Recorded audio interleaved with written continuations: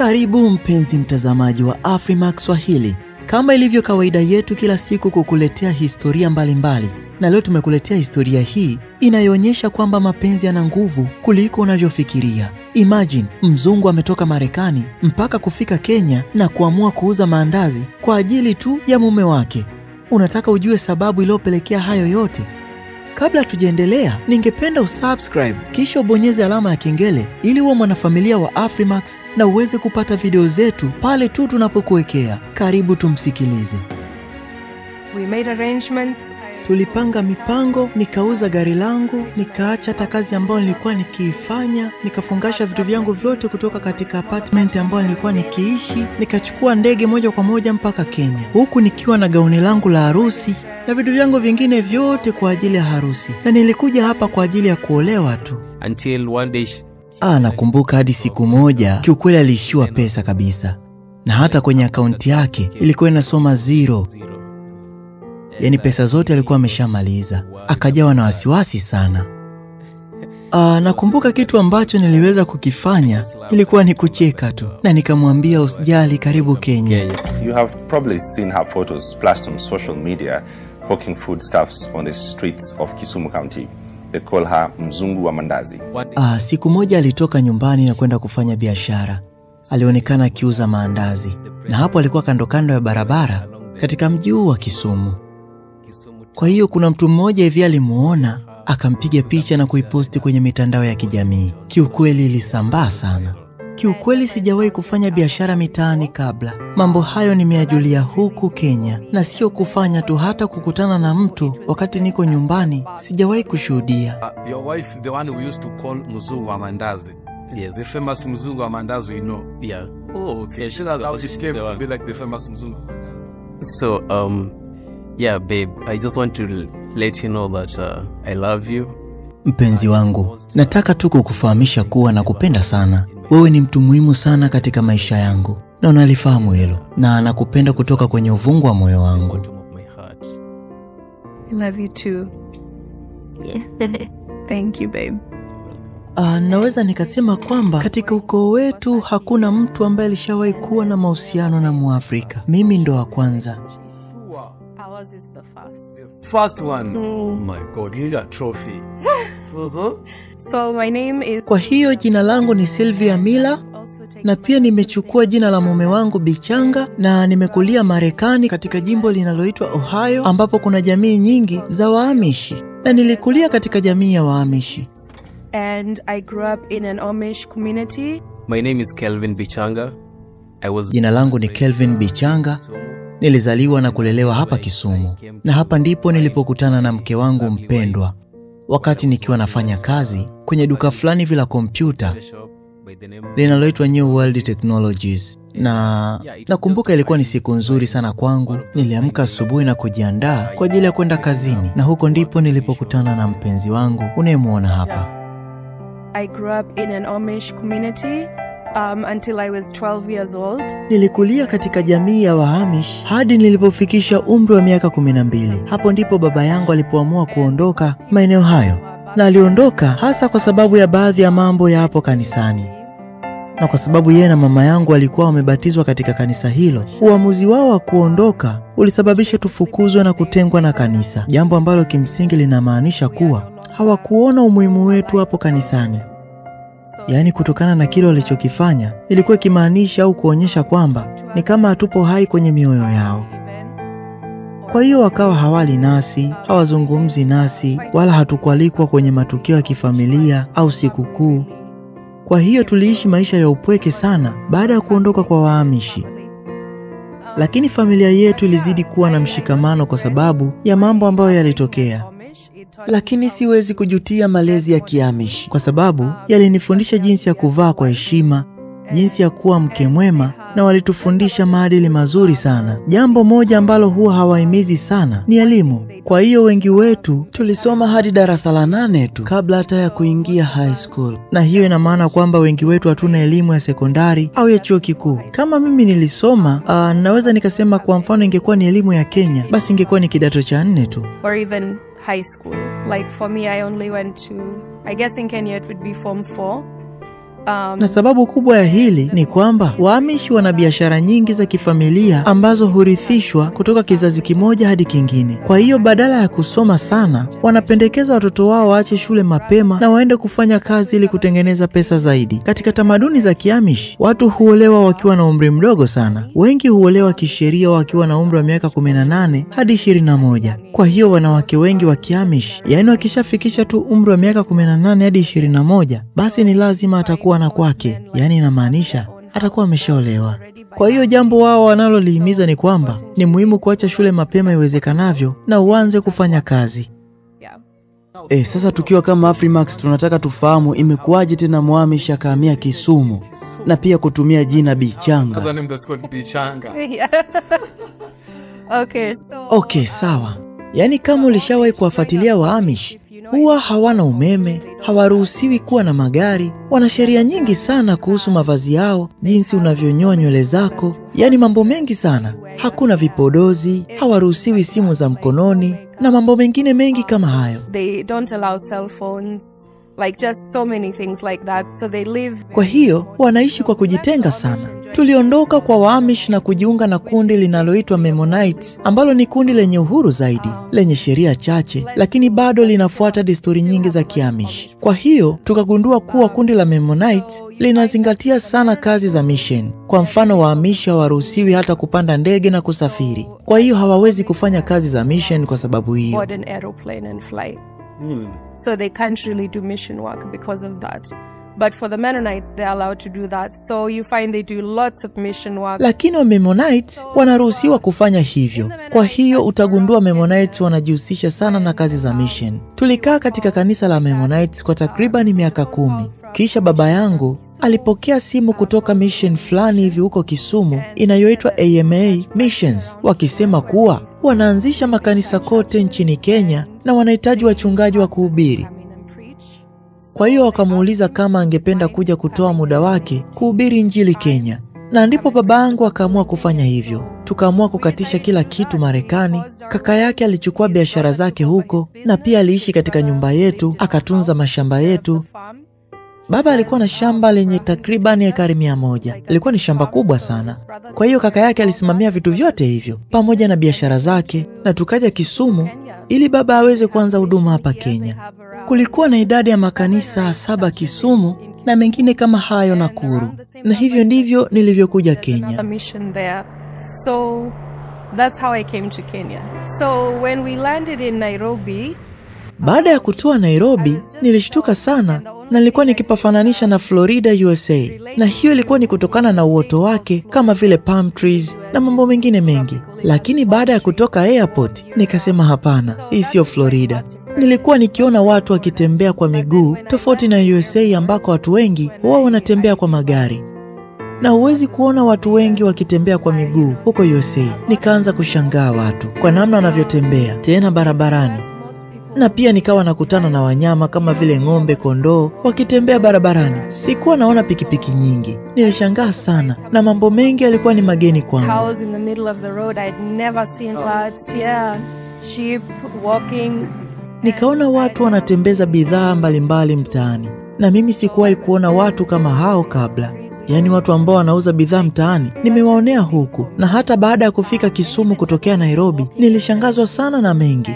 Na hiyo yote ni kutokana na mimi kukulia katika jamii ya Kiamish. Na hata baada ya kufika huku, mume wangu alikuwa akiniambia habari nyingi sana za watu maarufu wa Marekani kama vile Beyonce, Jay-Z na wengine wengi tu. Lakini huwezi amini nilikuwa siwafahamu kabisa.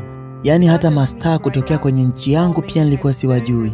Ni jambo ambalo pia lilikuwa likimshangaza hata yeye mwenyewe. Na pia unaweza ukaona ni jinsi gani nilivyokuwa nikiishi kwa Marekani. My husband is telling me about Beyonce and Jay-Z and those people because I don't know them. Like Kiukweli baada ya kufika Kenya nilikuwa nikishangazwa na mambo mengi sana. Hata baada ya kusikia azana ya Kiislamu, kiukweli ilinishtua sana. Baada ya kusikia niliogopa, nikajiuliza, ni kitu gani hiki? So even hearing something like a Muslim prayer call, I was scared the first time I heard it. It sounded so scary to me, like I can't even begin. Yaani siwezi hata kumalizia kuelezea mambo yote ambayo yalinishtua nilipofika hapa Kenya.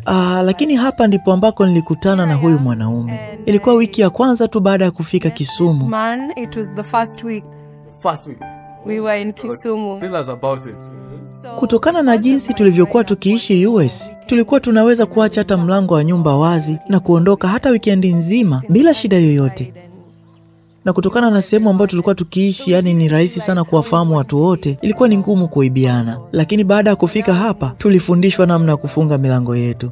Tulihamia hapa Kisumu milimani. Siku moja usiku, tukasahau kufunga mlango wetu wa nyuma ya nyumba. Lakini ghafla tulishtuka usiku, tukawakuta wezi ndani ya nyumba yetu. Walikuwa wamebeba laptopu zetu zote, simu zetu, vifaa vyote vya kielektroniki na mkoba mama yangu. Lakini mtu pekee ambaye alishtuka wa kwanza na kufungua mlango wa chumbani kwake alikuwa ni baba yangu. Na baada ya kufanya hivyo, alimuona mmoja wao akikimbia na vitu vyetu, na baba akapiga kelele kuomba msaada. Na katika harakati hizo za kukimbia, waliutupa ule mkoba mama yangu ambao ndani yake ulikuwa na pasipoti yake, kitambulisho, na tukio hilo pia lilisababisha niweze kukutana na mume wangu. He was not one of the thieves, but Sina maana kwamba mume wangu alikuwa ni mmoja wa wale wezi. Hapana, utanielewa tu. Hakuna mmoja wa mishonari aliyompa baba yangu laptop kutokana na kwamba laptop ya baba yangu ilikuwa imeshaibiwa. Hata hivyo, laptop hiyo ilikuwa na hitilafu na ilihitaji kurekebishwa. Hapo ndipo alipohusika sasa, na maanisha mume wangu. Hata kitendo cha kwenda mjini ilikuwa ni jambo la kusisimua kwangu. Nakumbuka siku hiyo baba yangu akasema, "Ninakwenda mjini kurekebisha hii laptop." Nami nikamuuliza, "Tunaweza kwenda wote baba? Nataka tu kuona mambo mbalimbali na jinsi watu wanavyoendesha shughuli zao za kila siku." Akasema, "Hakuna shida, twende." Mimi nilikuwa nikipendwa sana na baba. Naweza nikasema nilikuwa ni mtoto wa baba. Tulipofika mahali ambapo wamishonari walituelekeza kupeleka laptop, ambapo palikuwa panaitwa New World Technologies, tukapanda mpaka juu gorofani, mahali ambapo anafanyia matengenezo ya laptop. Na hapo ndipo nilipomuona. Naweza nikasema mapenzi yetu yaliibuka ghafla, na hisi ilikuwa ni mpango wa Mungu. Yaani miguu yangu ilikuwa ikilegea ghafla. Nikawa nazungumza kimoyomoyo, "Hey, this guy is he's very handsome. And I'm here as a missionary." Kwa wakati huo hatukuweza kuongea chochote kabisa. Nilienda nyumbani, na huko nilikuwa na rafiki yangu mmoja hivi ambaye nilikuwa naye katika kambi ya wamishonari. Nilimweleza kwamba nimekutana na mwanaume mtanashati ambaye sikuwahi kumuona kwenye maisha yangu. Kama unahitaji kurekebishiwa laptopu yako, naweza nikakupeleka. Yes. Yeah. Nilikuwa nimekaa pale ofisini, kisha nikamwona huyo msichana mrembo alikuwa akitembea nyuma ya baba yake. Na unajua macho yetu yalikutana. Na kama alivyosema, mapenzi yetu ilikuwa ni ghafla tu. Na tangu hapo tukaanza kuwasiliana kila mara. Then we've always tried to communicate. So Basi ilipita miezi 6, na kabla kuwa na mawasiliano yoyote, nilikuwa nikitembelea sana mjini, na nilikuwa nikipita na pikipiki maeneo yale, ili mradi tu niweze kumuona. Na nilikuwa nikitamani tu macho yetu kugongana kama tulivyokutana kwa mara ya kwanza. Kiukweli sikujua jina lake, sikujua chochote kumhusu yeye. And there was just something there, but I didn't know his name. Hata hivyo, wakati huo nilikuwa nimezoeana na yule dada wa mapokezi ambaye anafanya kazi naye. Nikaanza kumfollow dada huyo kwenye Instagram, na nikawa naongea mwenyewe, kama huyu dada anafanya kazi ofisi moja na huyu mwanaume, basi lazima atakuwa ni miongoni mwa followers wake. Kwa hivyo nikaanza kupitia kwenye orodha ya wafuasi wake, na ndipo nikampata mwanaume huyo. Kwa wakati huo nilikuwa na iPhone yangu ambayo nilikuwa nikiitaka kuiuza. Nikawa naongea mwenyewe, hii ndiyo nafasi yangu. Yeye anarekebisha laptop na simu. Wacha nitumie kisingizio hiki kuweza kumpata. Kwa hivyo niliingia kwenye DM ya huyo mwanaume na nikamwambia, "Nina iPhone yangu ambayo ninaiuza. Kama endapo una mtu yote unemfahamu anahitaji, naomba unijulishe." Na mimi nilifanya hivyo tu kutaka kuanza kuwa na mazoea naye. Kiukweli sikutaka kumwendea direct, huenda angeniona kwamba sijatulia. Nilifanya hivyo ili anione kwamba nina heshima. Kwa hivyo nikamwambia tu kuhusu hiyo simu. Kiukweli nilikuwa na shauku sana ya kuona meseji yake, lakini alinijibu kwa kusema kwamba hana mtu yoyote anemjua ambaye anahitaji simu, na endapo akitokea basi atanijulisha, na mazungumzo yetu yakaishia hapo. He might be married. Nikawa sasa moyoni mwangu nafikiria. Nikasema labda ana mke, sijui. Nikasema anyway, ngoja niachane naye. Kisha wiki moja baadaye alikuja akaniandikia meseji. Akasema hey, na hapo ndipo mazungumzo yetu yalipoanza. Tell us when you saw that hey, what happened? It's like business is over and he's... Baada ya hapo kilichofuata sio biashara tena. Mambo yalikuwa mengine kabisa. Na hapo ndipo tulipoanza kuchati, kujuliana hali. Unaamka asubuhi unamtumia mwenzako message kupitia Instagram. Unamuuliza haujambo, siku yako imeendaje leo? Na kutokana tulikuwa tunawasiliana sana, ndipo tukaanza kufahamiana. Nikamuuliza jina lake akanieleza. Nikamwambia, nimekuwa nikikuona sana maeneo ya mjini. Akasema ndiyo, mimi pia kila mara unapopita na bodaboda huwa nakutazama sana. Na hivyo ndivyo tulivyoanza kufahamiana. Lakini kwa bahati mbaya, bibi yangu alifariki na ilikuwa ni miezi 6 tu baada ya sisi kufika hapa Kenya. Kwa hiyo ilitubidi kusafiri kurudi Marekani kwa ajili ya mazishi yake. Nikampa taarifa, nikamwambia kuwa sitaweza kuwa sana kwenye Instagram kwa sababu ya safari. Na baada hapo ikanibidi kumpatia namba yangu ya WhatsApp ili kuweza kuwasiliana naye kupitia WhatsApp. Niliona ni vyema zaidi kumpa namba ya WhatsApp kwa sababu Instagram haikuwa njia sahihi kwa mimi na yeye kuwasiliana. Na ndio maana nikampatia namba yangu. Na hapo ndipo tulipoanza kuwasiliana muda wote. Wakati huo nikiwa Ohio, mazungumzo yetu ya kwanza ya simu niliweza kuyafanya nikiwa niko chumbani kwangu. Na muda wote huo familia yangu haikujua chochote kile. Kwa hiyo nilipokuwa nikirudi kutoka kwenye mazishi ya bibi yangu, ambaye yeye pia alikuwa na asili ya Kiamish, nilikuwa nikimtumia picha, nikimuonyesha jinsi Waamish wanavyofanya mazishi yao na mambo mengine mengi. Niliporudi nilimletea zawadi ya fulana ambayo ilikuwa ni fulana ya jimbo langu la Ohio. Kila jimbo lina rangi yake na fulana yake, na ya kwetu ilikuwa nyekundu yenye maandishi ya Ohio State. Nilimletea fulana hiyo. Na nakumbuka na kitu kingine nilichomletea ilikuwa ni saa. Na baada ya kurudi Kenya, nikasema sasa ndo wakati maalum wa kukutana naye. Nilitaka kuonana naye ana kwa ana. Kwa hiyo niliwaaga wazazi wangu nikawaambia kwamba naenda kusafisha kucha zangu. Kisha nikamtumia ujumbe, tukapanga aje kuniona hapo saloni. Naye alitafuta sababu za kuweza kuondoka kazini kwake. Tulikutana nje ya saloni hiyo. Nikampa zawadi hizo kutoka Marekani. Na hapo ndipo tuliposhikana mikono yetu kwa mara ya kwanza. The first time we held hands, it was just outside that nail salon. Na hivyo ndivyo nilivyoweza kukutana naye mjini. Siku chache mbeleni kulikuwa na mafunzo ya Biblia huko Nakuru. Wakati wa mafunzo, wanafunzi wote walikuwa wakichukuliwa simu zao. Hatukuruhusiwa kutumia simu siku nzima, isipokuwa tulikuwa tunaruhusiwa kuzitumia kwa lisali moja tu kwa siku. And it was during the time I was there, my phone, like all the students' phones were taken. You could only have your phone 1 hour of the day. Nilitumia hiyo saa moja kumpigia simu. Oh, that 1 hour was like... Yeah. So I was there for 10 days. So during that 10 days, nilikaa huko kwa siku 10, na ndani ya kipindi chote hicho tulikuwa haturuhusiwi kutumia simu muda wote. Msichana mmoja wa Kikuyu ambaye tulikuwa naye kwenye mafunzo aligundua kuwa nilikuwa na mawasiliano na kijana kutokea Kisumu. Akawaambia wachungaji akisema kwamba, and she was like, this Mzungu, she's talking to a Kenyan man. Na huduma hiyo iliyodumu kwa zaidi ya miaka 30 haijawahi kutokea mzungu kuwa na mahusiano na Mwafrika. Mimi ndio nilikuwa mtu wa kwanza kabisa. Wow. Ours is the first. The first one. Oh my God, you got a trophy. So, the next time their pastors came... Kwa hivyo wachungaji wao walipokuja kuwatembelea wachungaji wetu, nilijua tu kwamba nitakumbana na maswali magumu kutokana na taarifa ambayo wamefikishiwa. Baada ya huo mkutano kumalizika, nilikimbia moja kwa moja nyumbani. Lakini huyo mchungaji alikuja nyumbani kwetu pamoja na mke wake, wakasema, tafadhali, naomba uje hapa tuzungumze. Kwa hiyo tulitoka nje tukakaa, wakawa wanasema, tumekuwa tukisikia kwamba unazungumza na kijana kutokea Kisumu. Unajua unapofanya kazi katika huduma hii, hauruhusiwi kufanya kitendo kama unachofanya. Unakuwa mfano mbaya kwa vijana wetu. Hatuhitaji vijana wengine kama wewe wakiwa wanafanya mambo ya ajabu kama yako. Wakaongezea wakasema kwamba, je, utawaambia wazazi wako au sisi tuwaambie wenyewe? Nikasema wacha niwaambie wazazi wangu mwenyewe. Basi wachungaji hao wakaondoka. Nilipatwa na hofu sana. Kabla wazazi wangu hawajarudi, nilifuta namba ya huyo mwanaume, nikafuta na meseji zote ambazo nilikuwa nikichati naye ili niweze kujiandaa kuwaambia wazazi wangu juu ya mambo yote. Na alipokuja baba nilimwambia, samahani baba, nimekuwa nikiwasiliana na kijana mmoja wa Kisumu kwa miezi kadhaa sasa, lakini nimeshaacha mawasiliano naye, nimefuta namba zake, nimefuta meseji zake, nimemblock. Kwa hiyo usiwe na wasiwasi, sitaweza kuongea naye tena. Samahani sana baba yangu, na sitarudia tena. For everything I won't do it. Sina la kuongea zaidi kwa sababu mengi ameshayaongea. Kwa sababu ilifikia kipindi mpaka hatukuwa na mawasiliano yoyote. Alinikalia kimya. Even went silent on me. Wazazi wangu walikasirika sana, lakini walifurahi kwa sababu nilikuwa nimeshafuta namba yake na kumblock. Na hivyo ndivyo mambo yalivyobaki kwa miezi 2 hadi 3 hivi. Another 2 or 3 months, yeah.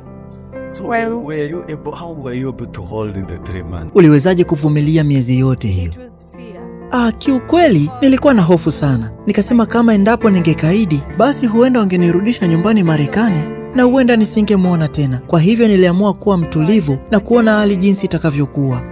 Kiukweli kwa huo muda nikawa naigiza kama vile niko sawa, lakini nilikuwa sipo sawa kabisa.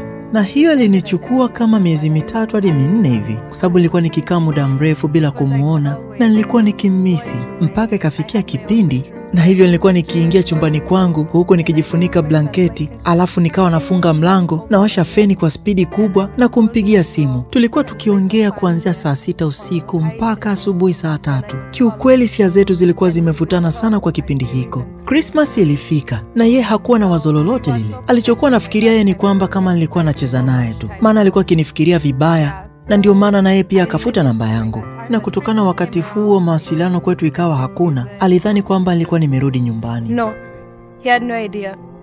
He honestly thought I went back Sasa home. ilipofika Christmas, mimi na ndugu yangu tulienda kwenye swimming pool kuogelea. Nilikuwa nimekaa peke yangu, nikiona wazungu wakiruka ndani ya maji na kuogelea.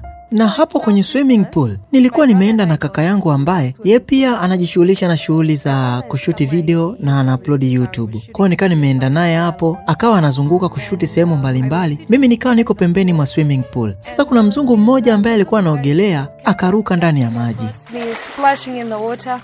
Alivyoruka pale ndani ya maji na mimi nikaamua kuamka. Ikabidi niondoke, nikaenda kuchukua vitu vyangu. Ghafla nikaona mtu amevaa fulana nyekundu, nikajiuliza, hiyo sio fulana yangu ambayo nimempatia kweli? T-shirt.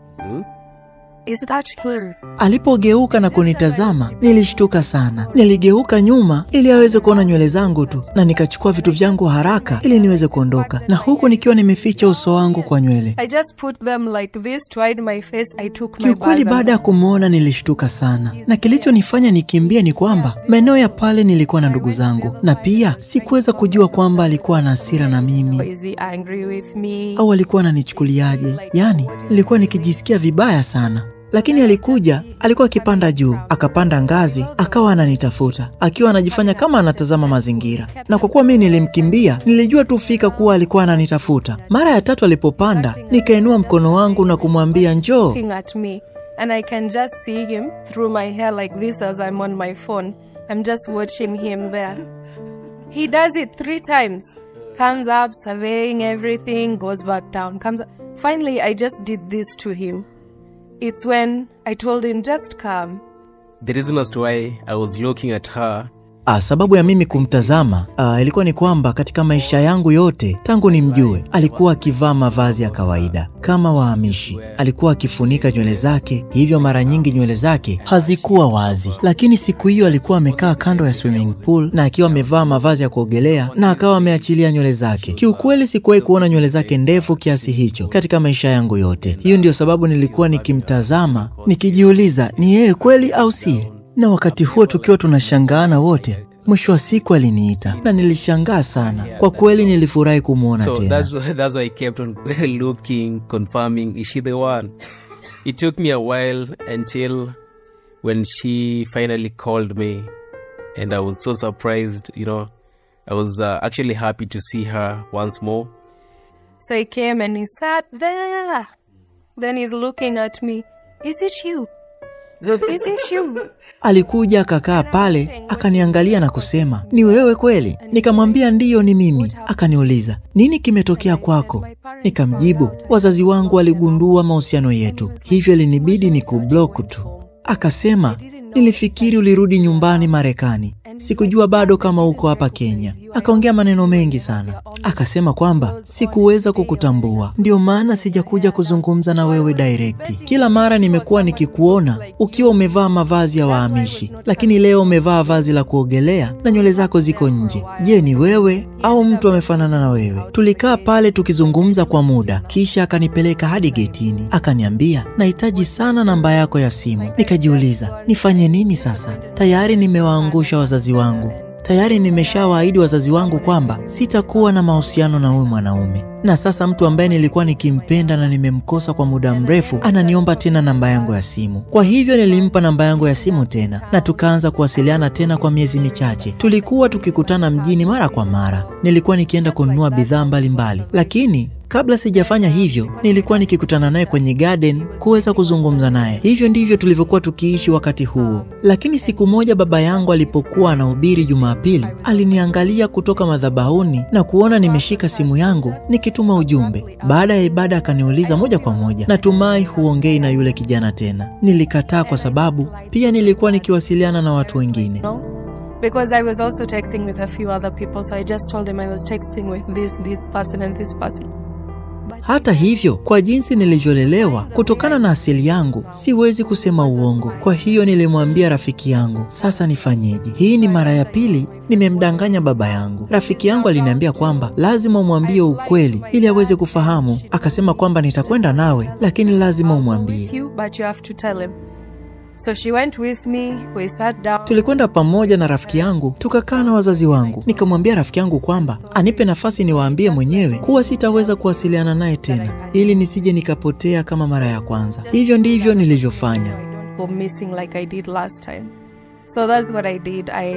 Nilimpigia simu mwanaume huyo na kumwambia kwamba baba yangu amenikamata tena, hatutakuwa tunawasiliana tena. Kisha nikablock namba yake na nikaifuta. And I imagine round 2. So sikumbuki vizuri, lakini haikuchukua muda mrefu sana tulianza kuzungumza tena na huyo mwanaume. Na hiyo ni kwa sababu wazazi wangu hawakuninyang'anya simu yangu. Because they didn't take my phone. Na kipindi hiko alikuwa akinitumia tu ujumbe mfupi akisema, "Nimekumisi, uko wapi?" Na baada ya kunitumia tu meseji hiyo, mazungumzo yakazidi kuendelea. Tulianza kuwa na ukaribu zaidi hapo awali. Tulikuwa tukikutana mara 3 au mara 4 kwa wiki moja, na sehemu yetu kubwa tuliokuwa tukikutana ilikuwa ni kwenye bustani. Tuliendelea kuzungumza mara kwa mara, na siku moja akaniambia kwamba hapendi namna ninavyoficha mahusiano yetu kwa wazazi wangu, na akasema sisi ni watu wazima, tunaweza kusimama na kuongea nao vizuri na wakatuelewa. Mpaka kufikia wakati huo, ilikuwa ni miaka kadhaa sasa imepita. Nilimpa namba ya baba yangu na kumwambia mpigie umwambie mwenyewe. Call him. Tell him. I've suffered a lot on my side.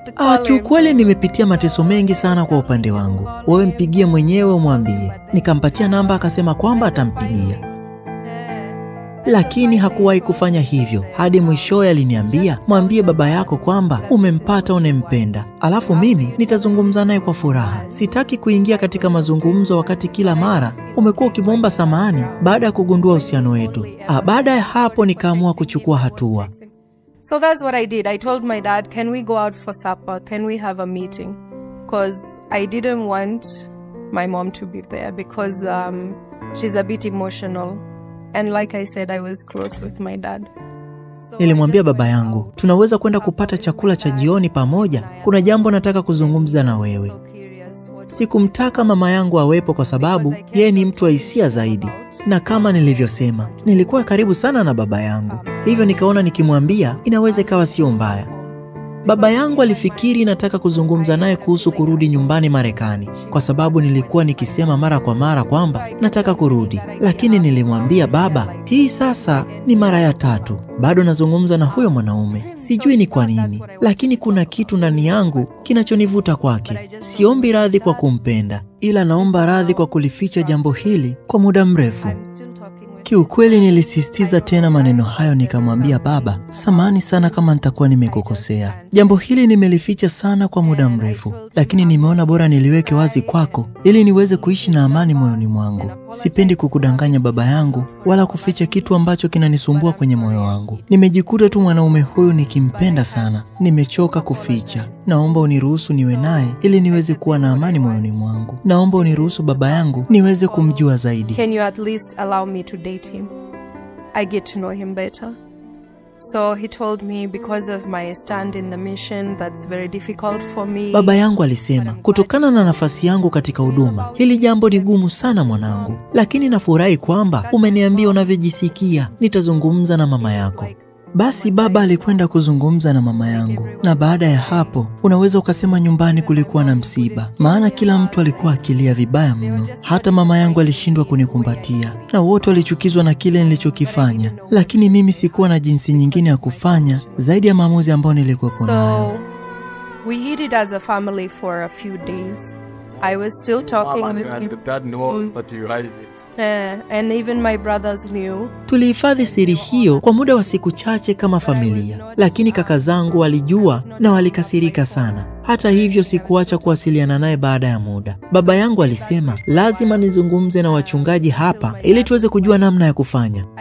Akasema kwamba hajisikii vizuri akiona binti yake yuko chumbani akizungumza na mtu ambaye anampenda, na nakumbuka kipindi hiko walikuwa wamechukua simu yangu kama wiki moja hivi au 2, na baba akaniambia kwamba huwa sijisikii vizuri kwa sababu ninapokupa simu unapoingia huko chumbani unakuwa unaongea na wewe mwanaume. Na ndipo nikamwambia ngoja nichukue simu yako nimwambie kuwa baba yangu amechukua simu yangu, hivyo hatutaweza kuwasiliana. And I think around that time they had taken my phone for maybe a week or 2. Kwa hiyo baada ya kumwambia kwamba baba yangu alikuwa amechukua simu yangu, nikamwambia baba basi ngoja niwe mtandaoni tu, lakini pia hakuweza kuniruhusu. Na mbaya zaidi, hata kutoka nyumbani pia sikuwa nikiruhusiwa. Wakati huo walikuwa wakinifungia ndani tu, huku nikifanya kazi za nyumbani kama vile kupika, kufanya usafi mara kwa mara. Na nikamwambia baba kwamba kama haya ndiyo maisha yangu hapa, basi ni bora tu nirudi Marekani nikafanye kazi. Angalau nitakuwa na maisha yangu mwenyewe kuliko kuwa hapa. Basi ikafika wakati wakaanza kujadili, na walijadili swala hilo kwa muda mrefu sana, huku akiwa amejaribu kunifungia ndani. Lakini jambo la kuchekesha ni kwamba kila mara tulipokuwa tukienda mjini na wao,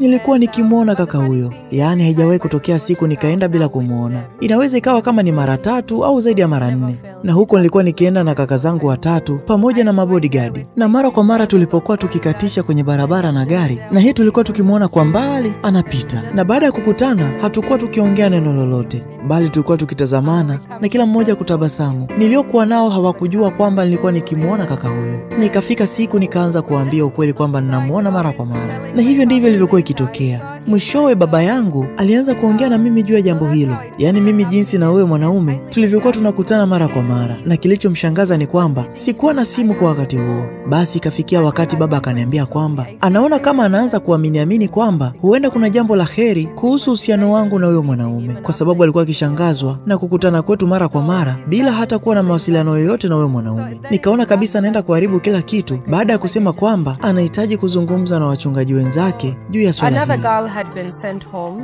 for a very small thing just before. Na kabla ya issue yangu, kuna binti mmoja hivi mwingine ambaye alirudishwa nyumbani kwa jambo dogo tu. Sasa kwa upande wangu nikamwambia, unajua baba, kama ukiwaambia hivyo watanirudisha nyumbani. Na hapo basi ikabidi nimwambie niachilie niondoke mwenyewe ili nitunze heshima yangu kuliko kurudishwa na wao, na nimechagua kuondoka mwenyewe. Sitaki kuwa mfungwa nyumbani tena. Waambie tu kwamba ameamua kurudi nyumbani. Hivyo ndivyo ilivyotokea. Basi baada ya hapo baba yangu naye aliwataarifu watu wote wakiwemo wachungaji kwamba nilikuwa na uhusiano na mwanaume kutokea Kenya. Hivyo wameamua kunirudisha nyumbani kwa sababu siwezi nikaishi bila wewe mwanaume nikiwa hapa Kenya. Hivyo ndivyo nilivyokwenda nyumbani. Baba yangu aliniambia, rudi nyumbani na tutakuja huko nyumbani baada ya miezi 6. Na ikiwa baada ya mwaka mmoja bado utakuwa unampenda, nitajaribu kuangalia swala hilo. Hivyo ndivyo nilivyofanya. Nilienda nyumbani na aliniambia kwamba usije ukaongea naye sana huyo mwanaume utakapokuwa huko nyumbani. Na alisema hivyo kwa sababu anajua kwamba watashindwa kunikontrol nikiwa mbali. Na akaongezea kwa kuniambia kwamba unaweza ukaongea naye mara moja tu kwa wiki. Tulijaribu hivyo, lakini mwishowe tuliongea sana katika miezi 6 hiyo. Kwa kweli miezi 3 baada ya mimi kufika nyumbani, kaka zangu 3 walirudi pia. Walikuwa wakipata shida sana hapa Kenya, na ndio maana wakaamua kurudi nyumbani. Miezi 3 baada ya wao kurudi, wazazi wangu nao pia walirudi. Sasa nilikuwa nyumbani kwa miezi 6 kama baba alivyoniambia. Baada ya familia yangu kurudi Marekani, walikaa kwa miezi 6. Kwa hiyo ukichukua miezi 6 ya mwanzo na hiyo miezi 6 waliokaa, ni mwaka ukawa umetimia. Na mimi ikawa ni mwaka mmoja pia sijamuona Corey. Na baada ya baba yangu kuniambia kwamba rudi nyumbani kwa mwaka mmoja, akaniambia tena, ikiwa bado utaendelea kumpenda, basi nitaliangalia swala hilo. Na kwa kweli siku nilipoondoka Kenya, nilisahau kusema sehemu hii. Siku ambayo niliondoka Kenya, nilimuuliza baba yangu, unajua na waaga marafiki zangu wote, lakini bado sijamuaga mtu muhimu sana kwangu. Naweza tu kwenda kumwambia kwa heri kwa sababu sijui kama nitamwona tena. Baba yangu akasema kwamba kutokana na wadhifa wake na yeye ni kiongozi wa dini, akasema kwamba siwezi kukubariki juu ya jambo hilo. Na mimi nikamuuliza, unaweza tu kuniachia kama msichana wa miaka 23 tu niende kumwaga kaka huyo? Akasema sawa, nitakuachilia uende, sijabariki kitu hiko. Nikamwambia basi sawa, na mimi nikaondoka moja kwa moja, nikakimbia huku nikiwa na rafiki yangu mmoja hivi mpaka sehemu alipokuwa akifanya kazi. Baada ya hapo tukaenda sehemu moja hivi yenye viti vizuri, tukakaa na kuongea, na nikamwambia kwa kweli leo usiku ninasafiri, ninaondoka, sijui nitakuona lini tena, lakini nitakuwa na simu yangu. Tafadhali naomba uwe mvumilivu kwa mwaka mmoja. Tulikuwa tunazungumza kama vile kupeana nguvu na kuagana. Nikamwambia kwamba baba yangu amenipa mwaka mmoja, ikiwa baada ya mwaka mmoja tutakuwa tunaendelea kupendana kama hivi, ataliangalia swala hilo. Na yeye pia akawa ananitia moyo na kuniambia kweli tu uvumilivu kwa mwaka mmoja, na akanihakikishia kwamba atanisubiri. Hivyo ndivyo tulivyoagana. Basi kwa muda wote huo tukawa tunawasiliana mara kwa mara, na baada ya mwaka mmoja tukaanza kuwasiliana kwa video call ili kuweza kudumisha uhusiano wetu. Mama yangu na baba yangu walikata tiketi kwa ajili yetu wote watatu, na tukaja Kisumu kwa wiki 5. Ngoja nielezee tena. Wakati ule tulipopanga kuambia wazazi wetu juu ya mahusiano yetu, haikuwa rahisi hata kidogo. Unajua, nililazimika kuchukua simu yangu na kumtumia baba yake ujumbe nikimwambia kwamba, samahani baba, tunaweza kukutana na kuzungumza. Telling her dad if we can meet and talk. It was hard, but kiukweli ilikuwa ni ngumu sana kwangu, lakini ilibidi niwe na ujasiri wa kukutana naye. Tulikuwa na mazungumzo mengi, lakini yalikuwa ni mazuri, na mwishowe nilimwambia kila kitu kilichokuwa kinaendelea, lakini mambo yalikwenda vizuri kulingana na mazungumzo yetu. Mwishowe alimaliza kwa maombi, aliniombea pia, na hilo lilikuwa ni moja ya jambo zuri sana ambalo nilivutiwa nalo kutoka kwake siku hiyo. Lakini kiukweli wakati wa kukutana na baba yake, nilikuwa na wasiwasi sana. I felt from him on that day. And you had a point where you met the dad? Yeah, yourself personally. My God. Ndiyo, lakini nilikuwa na wasiwasi sana. Unajua kama kuna kitu ambacho unakitaka kwenye maisha yako, inabidi uondoe uoga wote, hofu, na uwe na ujasiri ili tu kuweza kufanya kile unachokihitaji. Na hivyo ndivyo nilivyofanya. Ilibidi niende mimi mwenyewe na nikakutana naye, kuweza kuongea naye. Kama nilivyosema, tulikuwa na mazungumzo mazuri, na mwisho wa mazungumzo tulielewana vizuri pia. Had a nice conversation and yeah. We got an Airbnb. Tulienda Airbnb na yeye ilimbidi aje hapo Airbnb, na tulikaa hapo kwa zaidi ya wiki 5. Tuliweza kuijua familia yake, tulijua utamaduni wake, na baba yangu alikuwa na mashaka mengi sana kuhusu ndoa. Alikuwa akihisi labda ninaweza kurithishwa kwa kaka yake baada ya kifo chake, na pia alikuwa akifikiria kuhusu mambo ya mahari. Yani kiukweli alikuwa na wasiwasi sana juu ya mambo kama hayo, kwa sababu yeye anaishi Kenya, anajua tamaduni na hadithi mbalimbali za hapa Kenya. Hivyo ndio maana alikuwa na wasiwasi mwingi juu ya jambo hilo. I can understand it. Yeah, so my dad just had to make very sure. Baba yangu alihitaji kuhakikisha kila kitu kitakuwa sawa. Alikuwa akikaa na kujiuliza kama sitarithishwa na kuwa mke wa kaka wa mume wangu baada ya mume wangu kufariki. Na pia juu ya mahari, alitaka kuhakikisha mambo yote yako sawa, huku akiwahusisha wazazi wake pia kabla hajaruhusu tuanze kudate. Hapo ndipo familia yangu ilikuwa na amani, na pia walikuwa wakiendelea kumjua zaidi kwa kadri siku zilivyokuwa zinakwenda. Na mwishowe kwenye wiki ya 5 ambayo ndio ilikuwa wiki ya mwisho kukaa hapo, baba aliweza kutuambia kwamba mnaweza kuanzisha mahusiano yenu rasmi. Wakati nipo Marekani kabla ya kurudi Kenya, nilijua fika kwamba wazazi wangu wangenikubalia. Hivyo nilijiandaa na mavazi yangu kwa ajili ya tarehe yetu ya kwanza ya furaha yetu. Nilikuwa na furaha sana. Nilikuwa na shauku ya kuvaa mavazi yangu. Nilifurahi sana. Si unaona hapa? Hii ilikuwa ni wakati tulipokubaliwa rasmi na baba yangu kuanza kudate. On our first date. So we went officially. So we went and did a photo shoot. Kwa hiyo tulikwenda photoshoot na tukaenda Acacia usiku ule ule. Na huwezi amini siku hiyo ndio ilikuwa siku yetu ya kwanza kukisi. Imagine. First kiss. Changa. You are a hero. So we had our first kiss, we had tuliweza some kupata wine. kinywaji I remember kidogo. we Nakumbuka laughed. tulicheka sana usiku ule. Tulijisikia kama tumefanikisha lengo letu, na hiyo ilikuwa ni ushindi kwetu. Baadaye tulirudi Marekani. We went back to the US na nilifikiri ilikuwa ni wakati wa COVID hivi, wakati ilipokuwa inaanza. COVID ilianza na nakumbuka ilikuwa ni takriban miezi 7 hadi 10 ambapo mashirika ya ndege yalikuwa hayafanyi kazi. Lakini baada ya mashirika hayo ya ndege kufunguliwa, nilirudi peke yangu. Nikaishi na familia ya wazazi wake huko Mamboleo na nikakaa huko kwa miezi 2. Parents Mabati house here in Mamboleo, and I stayed here for a good, was it 2 months? I think so, around 2 months that I stayed here. And katika kipindi hicho tulijipanga na hatimaye alinivalisha pete ya uchumba. Nakumbuka tulikwenda kwenye bustani moja huko Nandi Hills, akaniomba kunivisha pete na mimi nikakubali. Yeah, I flew back home and prepared. Na baada ya siku kadhaa nikarudi nyumbani tena Marekani kuweza kujiandaa. Planning to do the fiancé visa during You had that time. applied when you were on the other side. Yeah. By then we had already applied for the fiancé. Tulikuwa na mipango ya kufanya mchakato wa kuweza kupata visa ya wachumba na tayari tulikuwa tumeshakamilisha mchakato mapema tu, lakini kwa sababu ya COVID kukawa na changamoto sana, na mdada aliyekuwa akishughulikia visa hiyo alikuwa akisema kwamba hana uhakika ni lini visa yetu itakuwa imekamilika. Hivyo tulisubiri kwa muda mrefu kama mwaka 1 hivi au 2.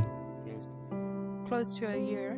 We waited for the 2 years, right? Nakumbuka ilikuwa ni kama miaka 2 hivi na ilichelewa sana kwa sababu ya COVID. Pia wakati huo baba yangu alipata COVID na akaenda hospitalini kwa miezi 2 na tulikuwa tukihofia kwamba tunakwenda kumpoteza baba. Alilazimika kupumua kwa msaada wa mashine kwa zaidi ya siku 21 ndipo akaanza tena kutembea. Nilikuwa nikiona mama yangu akipata shida sana wakati ule mpaka nilikuwa nikitokwa na machozi. Kwa kweli nilijua kabisa tunakwenda kumkosa baba. Nikajiuliza, ni kwa nini ninajiweka mbali na mtu ambaye ninampenda wakati sijui kwenye maisha yangu nitakuwa naye kwa muda gani?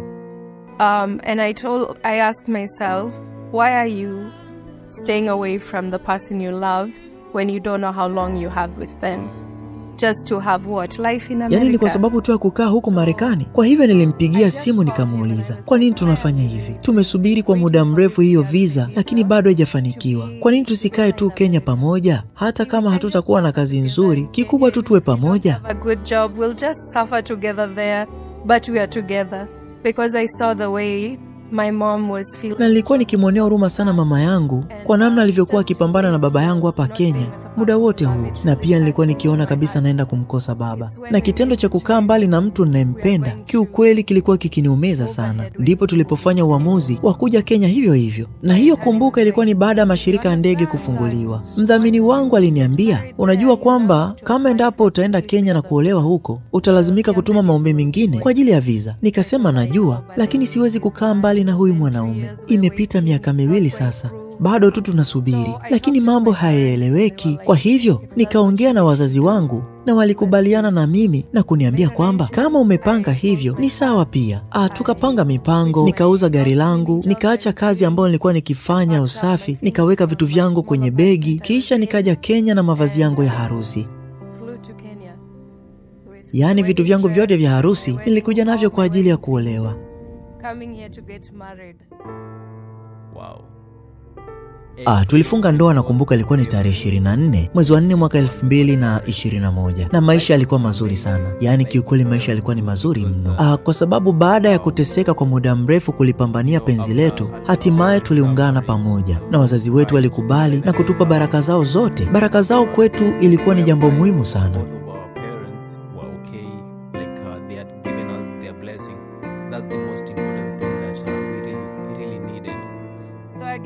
Basi nikahamia kwenye familia yake na tulipanga harusi. Tulipanga sherehe yetu kuifanya kwenye kisiwa fulani hivi kinachoitwa Risinga. Na kwa kweli baba yangu alifanikiwa kupata nguvu za kutosha na kusimama tena na akajiunga nasi katika harusi hiyo. Alikuja baba yangu, mama yangu, kaka zangu 3 na dada yangu mkubwa pamoja na binamu yangu. Wote walikuwepo kwenye harusi yangu. Basi tulifanya harusi yetu kwenye kisiwa cha Risinga. Hivyo tukaoana na familia yangu pamoja na familia ya mume wangu wote walikuwepo. Kipindi hiko baba yangu alipata nafuu kidogo tu, lakini aliweza kuungana nasi akiwa na mama pia. Hayo yote yapo kwenye chaneli yetu ya YouTube ya My Wedding Day. Lakini ilikuwa ni safari ya ajabu, yani ya ajabu sana. Na miezi 3 baada ya kuoana tulipokea simu kwamba anapaswa kwenda kwenye interview ubalozini kwa ajili ya visa ya wachumba. Hivyo ilibidi tuwaambie kwamba tayari tumeshafunga ndoa. Basi tulijaza tena fomu kwa ajili ya visa ya mke na mume. Na sasa ni miaka miwili tena tunasubiri visa hiyo ya mke na mume, lakini bado hatujaipata. Kikubwa ni kwamba tunasubiri visa hiyo tukiwa tuko pamoja na tumeoana. Here, that's where we are today. We are now here together, married. It's a long story. So after we got married, Basi baada ya kuoana tulianza kuishi kama mume na mke. Kama nilivyosema, maisha yalikuwa mazuri sana. Na hiyo ilikuwa ni baada ya mapambano yote ambayo tulishawahi kupitia hapo nyuma. Wakati huo nilikuwa na duka dogo ambalo nilikuwa nikifanyia kazi. Na hiyo ni baada ya kuacha kazi yangu pale New World Technology na kuanzisha duka langu. Na wakati huo mke wangu alikuwa nyumbani tu na kama mama wa nyumbani, na ikatokea amekaa nyumbani kwa muda mrefu sana. Na ajabu ni kwamba tulikuwa maskini. Unajua, kwa sababu yeye alikuwa ameuza kila kitu chake, kama vile gari lake huko Marekani na vitu vyake vingine vingi, ili tu aje aishi na mimi huku Kenya. Na muda mwingi tulikuwa tuko pamoja. Kwa hivyo kazi yangu ambayo nilikuwa nikifanya haikuwa inanitengenezea mapato ya kutosha kuweza kuishi vizuri. Together. So my work that I was doing, it wasn't generating enough income. Yani kitu cha kushangaza zaidi ni kwamba wakati tulipokuwa tunafanya manunuzi mbalimbali, kumbe pesa nyingi ambayo tulikuwa tunatumia pesa upande wake, na ikafikia kipindi hata kwenye akaunti yake ya benki hakukuwa na balance kabisa. Yani balance ilikuwa inasoma zero. It was reading zero. And she really got so worried about that. Kiukweli baada ya akaunti yake kusoma sifuri, alipatwa na wasiwasi sana kuhusu jambo hilo. Na mimi kitu ambacho pekee nilichoweza kufanya kwa huo muda zaidi nilicheka tu na kumwambia, usijali, karibu Kenya. Na nilimwambia hivyo kwa kumtia moyo na kumhakikishia kwamba tutafanikiwa. Basi hatimaye alipokuwa ameishiwa pesa, kama nilivyosema hapo awali, nilikuwa na duka langu. Na duka hilo nalo pia likawa halifanyi vizuri, hivyo nikaamua kujaribu kufanya kazi nyingine. Wakati huo yeye pia alianza kuuza vitafunwa aina ya maandazi. For our people here they call it mandazi. So she started that. Alianza biashara hiyo na rafiki yake, ambaye rafiki yake huyo pia alikuwa ni Marekani, na kwa sasa pia amerudi Marekani. Watu wakawa wanatambua biashara yake kwa kuita kuwa mzungu wa maandazi. Basi wakafungua sehemu kwa ajili ya kufanya biashara hiyo. Hapo ndipo alipokuwa akiuza maandazi pamoja na chai, na watu kiukweli walikuwa wakipenda sana chai yake. And people really love the chai. Before you go far, your wife, the one we used to call mzungu wa mandazi. Yes. The famous mzungu wa mandazi, you know. Ndiyo, huyo ndiye ambaye watu wengi wanamuita mzungu wa maandazi. Basi walipokuwa akifanya biashara hiyo na rafiki yake, siku moja kuna mtu alimuona mke wangu akiwa anauza maandazi, na alikuwa akitembeza mtaani ili kuweza kuwafikia wateja kwa urahisi zaidi. Hivyo mtu huyo alivyomuona tu akampiga picha na kumchukua video na kuziweka kwenye mitandao ya kijamii. Kiukweli video hizo zilisambaa sana. Hapo ndipo watu walipoanza kumuita mzungu wa maandazi. Lakini yule mwanamke ambaye alikuwa akifanya kazi na mke wangu, mwisho wa siku aliacha kazi, sababu imezoeleka kwamba ni mara chache sana kumuona mzungu anafanya kazi hizi mitaani. Kwa hiyo habari zikawa zimetapakaa kwenye magazeti na vyombo vingine vya habari, na ndio maana akaamua kuondoka. Na ndio maana kuna kipindi magazeti na vyombo vingine vya habari vilikuwa vikija na walikuwa wakitaka kufanya naye mahojiano, lakini yeye alikataa kwa sababu hakupenda kufanya hivyo. Na walipokuwa wakienda hapo kazini, yeye alikuwa akiondoka. Na wakati huo ikanibidi na mimi niongeze nguvu kwenye biashara yake. Basi tulifanya biashara hiyo kwa muda, na nakumbuka miezi michache baada ya ndoa yetu, tulifungua chaneli yetu ya YouTube ili tuweze kuwaonyesha watu maisha yetu. Tuliweza kuwaonyesha watu maisha yetu tunayoishi hapa Afrika. Hiyo ilikuwa sababu yetu kuu ya kufungua YouTube. Na kipindi hiko tulikuwa tuamini kama YouTube inalipa. Hivyo lengo letu lilikuwa ni kuposti tu habari za maisha yetu ili waweze kutujua zaidi. Tulikuwa tukipandisha video nyingi sana na kushare linki kwa watu ili watu waweze kutufahamu zaidi. Na hata ukiingia mtandaoni ukisachi kwamba mzungu wa maandazi, basi utaweza kumuona mke wangu akiwa anauza maandazi.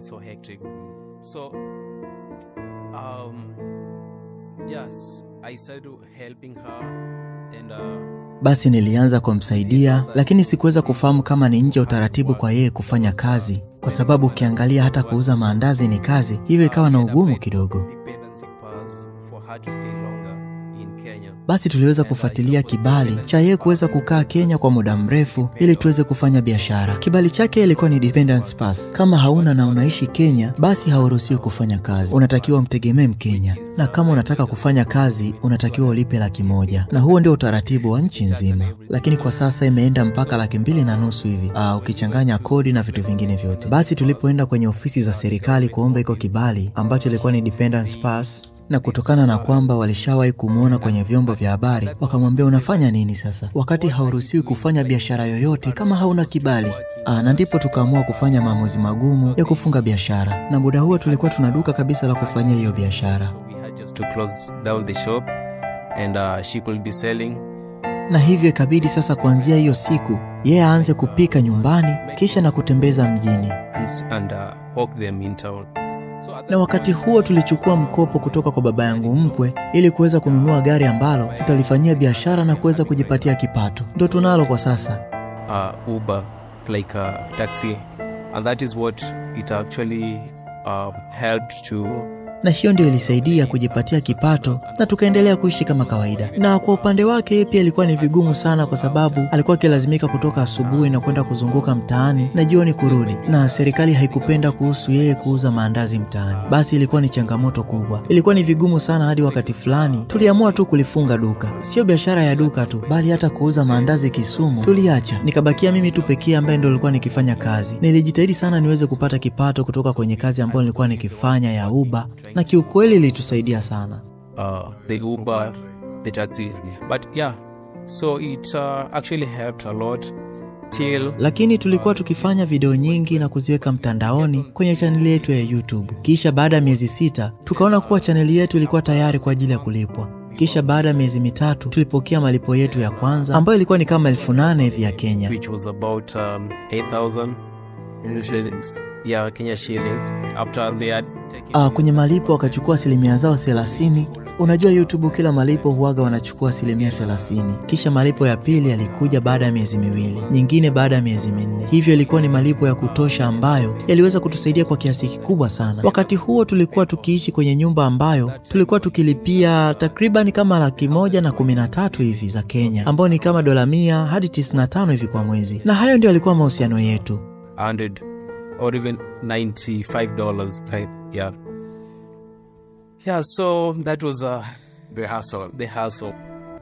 Kutokana na hadithi yangu, naweza kusema ningependa kuwashauri au kumhimiza yoyote yule ambaye yupo katika uhusiano wa tamaduni tofauti au uhusiano wa mbali kuendelea na mahusiano yao, kuendelea kupambania mapenzi yao na kujitahidi pia kuweza kufikia malengo yao. Si unaweza kuona kile ambacho mimi nimepitia. Ni ngumu sana kwa mtu kuamini kama ningeweza kufanikiwa, lakini niliweka uaminifu na kujitolea kwa kila hali kuweza kuthamini hisia zangu. Na hayo ndio mambo muhimu ambayo mtu unatakiwa uyafanye unapokuwa katika uhusiano ambao watu bado hawajaukubali, hususan wazazi.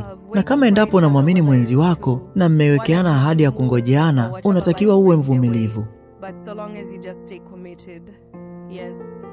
Na pia kama utapenda kufuatilia hadithi yetu ya mapenzi, basi unaweza kuingia kwenye chaneli yetu ya YouTube ukaandika at Sylvia Enquiry Bichanga. We share our love story there, our wedding. Huko tumekuwa tukiweka maisha yetu ya kila siku, na pia harusi yetu pia utaweza kuipata huko, na utajua visa vyetu vya hapa na pale tulivyokuwa tukipitia. Yaani utakutana na mambo mengi ambayo hapa pia tumeshindwa kuyaongea. Hakikisha mnaenda kusubscribe kwenye hiyo chaneli. Pia unaweza kunipata kwenye Instagram yangu kwa kuandika Sylvia_Bichanga.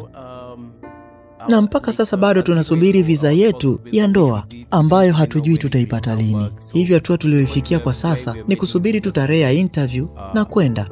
Kwa hivyo tunapoisubiri, tumekuwa tukifanya shughuli mbalimbali hapa Kenya. Na tumepanga kununua ardhi hapa Kenya ili tuweze kujenga nyumba ya ndoto yetu hapa Kenya. Hilo ni jambo ambalo tumekuwa tukilitamani sana. Na tumepata sehemu kubwa ya ardhi karibu na tunapoishi, wala haiko mbali na ni pazuri sana. And it has an amazing view of Kisumu city and you already found the land. Yeah, but now kiukweli kuna sehemu nzuri tu ambayo tulikuwa tukiitaka, lakini kwa sasa bei yake ni kali sana. Bado tunajaribu kukusanya pesa hiyo ili tuweze kufikia malengo. Walisema kwamba ni milioni 5. Hivyo bado tunajaribu kupambana kuweza kupata hiyo milioni 5 Kenya shillings, ambayo ni sawa kama na $8,000 hivi za Kimarekani. Tell people here to get to goal in that. Na hiyo ndio ndoto yetu na malengo yetu makubwa na tumekuwa kila siku tukisali tukimwomba Mungu aweze kutuwezesha kuweza kulifanikisha hilo, kwa sababu mpango wetu mkubwa ni kujenga nyumba nzuri huko Kenya. Dream house, do more videos on that. Njia pekee ya kuweza kutusapoti ni kutazama kwa wingi video ambazo tumeziweka kwenye channel yetu ya YouTube. Na tunaamini kwamba Mungu ataweza kutufanikisha katika hilo. Tumekuwa tukijaribu kuzungumza na benki ili kuweza kutupatia mkopo, lakini hawawezi kufanya hivyo. Tumejaribu maeneo mengi kuweza kupata mkopo na kufanikisha jambo letu, lakini imekuwa ni ngumu. Hivyo tunatamani kwamba siku moja tupate ile sehemu ya ardhi ili tuweze kujenga nyumba ya ndoto yetu. Na tunafanya hivyo kwa sababu tumeamua kukaa Kenya kwa muda mrefu zaidi kuliko Marekani. Marekani tutakuwa tunaenda tu na kurudi. Hiyo ndio ndoto yetu. Our own YouTube channel. Kwa hiyo tuko na YouTube yetu wenyewe ambayo inaitwa Sylvia and Cory Bichanga, na hapo ndipo unapoweza kupata hadithi yetu, ukajua maisha yetu zaidi, kama vile safari zetu mbalimbali. Yaani kiufupi maisha yetu ya kila siku unaweza kuyapata huko. Na mimi pia niko na account ya Instagram ambayo inaitwa Cory Bichanga. And I'm always on Instagram, Cory Bichanga. Yeah. God bless you, Bichanga. You also have a YouTube channel. Yeah, and guys, tuna account ya YouTube pamoja, lakini mimi pia nina account yangu ya YouTube binafsi. Huwa naweka vitu vingi sana. Kwa sababu unajua sio kila video utaweka kwenye channel moja tu ambayo ni ya mahusiano yenu. Na hiyo account nyingine ambayo ninaweka mambo yangu mengine. Hivyo mimi hufanya video za kusafiri, na pia nimekuwa nikiweka maisha yangu binafsi huko. Na hiyo channel yangu ina subscriber takriban 13,000. 13,000 subscribers. I do help even the Pia nimekuwa nikiwasaidia wazee kama vile kurekebisha nyumba zao, na mpaka sasa nimeshawasaidia wazee kama 2 hivi. grandmas. Yeah, and even there's a girl that na kwa sasa pia kuna msichana ambaye atupo katika harakati za kumpeleka shule. Hivyo ndivyo chaneli hiyo inasaidia wazee, wasichana na watu wengine ambao hawajiwezi. Jina la chaneli inaitwa Cory the Traveler. Cory the Traveler. I didn't know about that. Yeah. Thank you very much. And one last word. Na jambo pekee naloweza kuambia watazamaji ni kwamba kuacha sio njia pekee. Hiyo nikimaanisha kwamba unapokutana na changamoto, unapoikimbia sio kusema kwamba umetatua, bali changamoto unatakiwa uiface na uweze kuitatua. We are not quitting. Bless you. Thank you. Yeah. Mpenzi mtazamaji wa Afrimax Swahili, kutokana na kisa hiki cha Sylvia na Cory, wewe ulikuwa na lipi la kusema? Je, wewe ungekuwa ni Sylvia ungeweza kupambania mapenzi yako kiasi hiki? Na kama ungekuwa ni Cory ungechukua uamuzi gani? Asante kwa kutazama. Mimi ni Francis. Hii ni Afrimax Swahili. Usisahau kusubscribe ili uwe wa kwanza kupata video zetu.